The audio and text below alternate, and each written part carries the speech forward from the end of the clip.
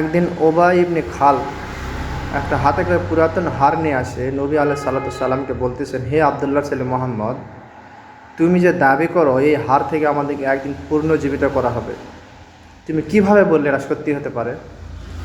এবং নবী আলাইহিস সালাম বলে, হ্যাঁ অবশ্যই এটা আল্লাহ রাব্বুল আলামিনের হুকুম। আল্লাহ রাব্বুল আলামিন বলেছেন আমাদেরকে একদিন সবাই তার কাছে উপস্থিত হতে হবে। তখন উবাই ইবনে খালদ রাগের ঠেলায় রাগ করে হাতটাকে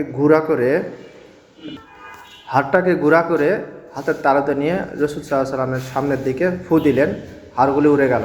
তখন নবী আলাইহিস সালাম উবাই ইবনে খালদকে বললেন, হে উবাই ইবনে খালদ, তুমি শোনো, আমি আল্লাহর কসম করে বলতেছি যার হাতে মুহাম্মদ সাল্লাল্লাহু আলাইহি সাল্লামের প্রাণ।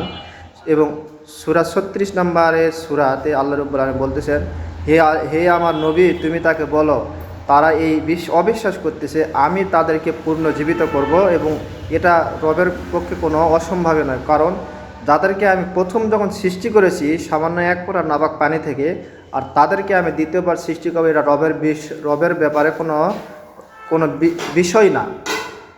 এবং যখন নবী আলাইহিস সালামের উপর যখন এই কথাটা অবতীর্ণ হলো, তখন আল্লাহ রাসূল সাল্লাল্লাহু আলাইহি ওয়াসাল্লাম বললেন, হে উবাই ইবনে খালদ, শোনো, আমি সাক্ষী দিচ্ছি মুহাম্মদ সাল্লাল্লাহু আলাইহি ওয়াসাল্লাম বলতেছি, তোমাকে আল্লাহ রাব্বুল আলামিন পুনর্জীবিত করবে এবং জাহান্নামে দাখিল করবে, সেই দিন তুমি বুঝবা যে আমি মুহাম্মদের কথা সত্যি কিনা।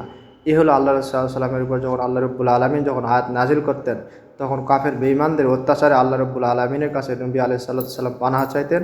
আল্লাহ রাব্বুল আলামিন সেই বিষয়ে কী করতেন? ওহী নাজিল করতেন। আল্লাহ সুবহানাহু সবাইকে বোঝার তৌফিক দান করুক। ওয়া আখিরু দাওয়ানা আলহামদুলিল্লাহি রাব্বিল আলামিন।